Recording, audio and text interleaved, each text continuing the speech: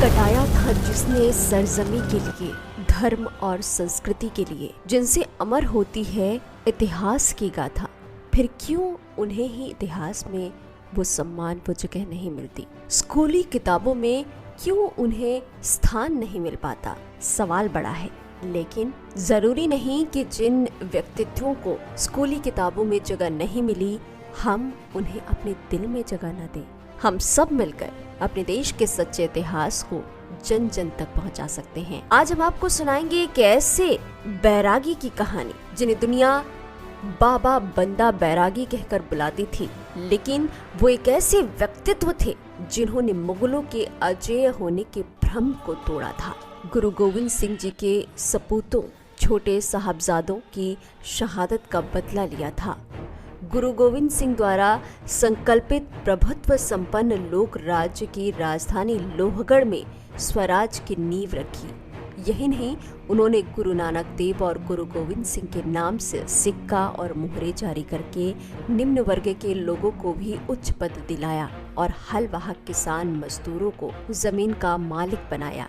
समय में व्याप्त कुरीतियों को दूर करने वाले बंदा बहादुर, जिन्हें वीर बंदा बहादुर, वीर लक्ष्मण देव मिन्हास, महंत माधोदास बैरागी और वीर बंदा बैरागी भी कहते हैं, ये एक महान सेना नायक थे। उनका मूल नाम लक्ष्मण देव था और आज इन्हीं वीर बंदा बैरागी की बाबा बंदा सिंह बैरागी का जन्म कश्मीर स्थित पुंछ जिले के गांव राजौरी में 1670 ईस्वी को ठाकुर रामदेव सिंह मिन्हास के घर हुआ था। उनका वास्तविक नाम लक्ष्मण देव सिंह मिन्हास था। उनका जन्म एक हिंदू राजपूत परिवार में हुआ था। विद्या नहीं सीखी थी, लेकिन छोटी सी उम्र में पहाड़ी जवानों की भांति कुश्ती और शिकार का बहुत शौक था। वह भी 15 वर्ष की उम्र के ही थे कि एक गर्भवती हिरनी के उनके हाथों हुए शिकार ने उन्हें बहुत ही शोक में डाल दिया।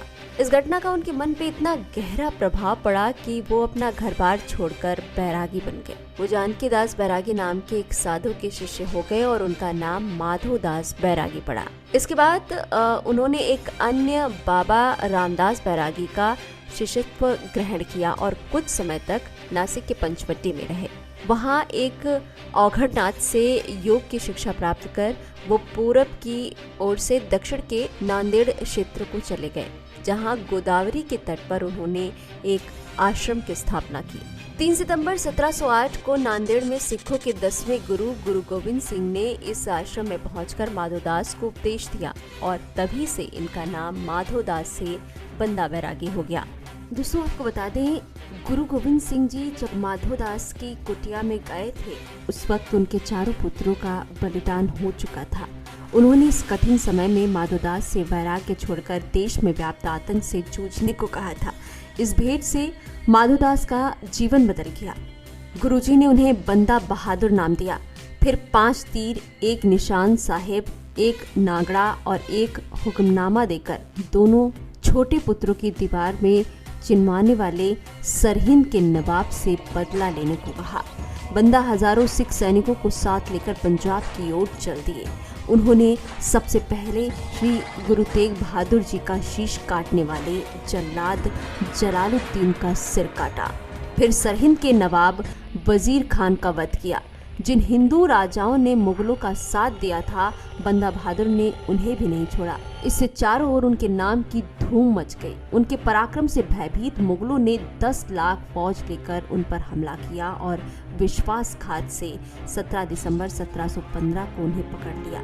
उन्हें लोहे के एक पिंजरे में बंद कर हाथी पर लादकर सड़क मार्ग से दिल्ली लाया गया। उनके साथ हजारों सिख भी कैद थे। इनमें बंदा के वे 740 साथी भी थे जो शुरुआत से ही उनके साथ थे। युद्ध में वीरगति पाए सिखों के सिर काटकर उन्हें भाले की नोक पर टांग कर दिल्ली लाया गया। रास्ते भर गर्म चिमटों से बंदा बैरागी का मांस नोचा जा रहा था। काजियों ने बंदा और उनके साथियों को मुसलमान बनने को कहा, पर सबने ये प्रस्ताव ठुकरा दिया। दिल्ली में आज जहां हॉर्डिंग लाइब्रेरी है, वहां 7 मार्च 1716 से हर दिन 100 वीरों की हत्या की जाने लगी। एक दरबारी मोहम्मद अमीन ने पूछा, तुमने ऐसे बुरे काम क्यों किए जिससे तुम्हारी ये दुर्दशा हो रही है? तो बंदा ने सीना फुलाकर सगर्व उत्तर दिया, मैं तो प्रजा के लिए पीड़ितों को दंड देने के लिए परमपिता परमेश्वर के हाथों का शस्त्र था। क्या तुमने सुना नहीं कि जब संसार में दुष्टों की संख्या बढ़ती है तो वो मेरे जैसे किसी सेवक को धरती पर भेजता है।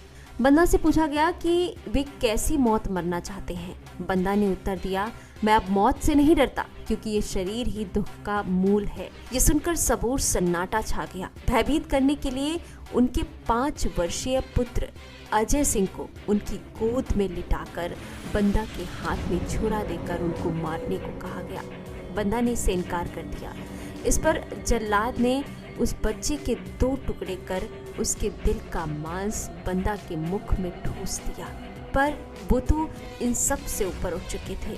गर्म चिमटों से मांस नोचे जाने के कारण उनके शरीर में केवल हड्डियां शेष थी। फिर 9 जून 1716 को उस वीर को हाथी से कुचलवा दिया गया। इस प्रकार बंदा वीर बैरागी अपने नाम के 3 शब्दों को सार्थक कर बलि पथ पर चल दिए। लेकिन जाने से पहले न सिर्फ उन्होंने मुगलों के खिलाफ महायुद्ध किए, बल्कि बहुत प्राचीन जमींदारी प्रथा का अंत भी किया।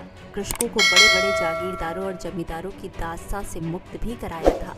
मुगलों ने इतने विश्वासघात किए, उनके स्वयं के साथ अनेकों प्रताड़नाएं की, लेकिन बंदा सिंह बैरागी सांप्रदायिकता की संकीर्ण भावनाओं से परे थे। उन्होंने तो मुसलमानों को राज्य में पूर्ण धार्मिक स्वतंत्रता दे रखी थी। 5000 मुसलमान भी उनकी सेना में थे। बंदा ने पूरे राज्य में घोषणा की थी कि वो किसी प्रकार भी मुसलमानों को क्षति नहीं पहुंचाएंगे और वे सिख सेना में अपनी नमाज पढ़ने और खुतबा करवाने में भी स्वतंत्र होंगे। ऐसे सकुशल, वीर और बड़े दिल वाले थे बंदा बहादुर।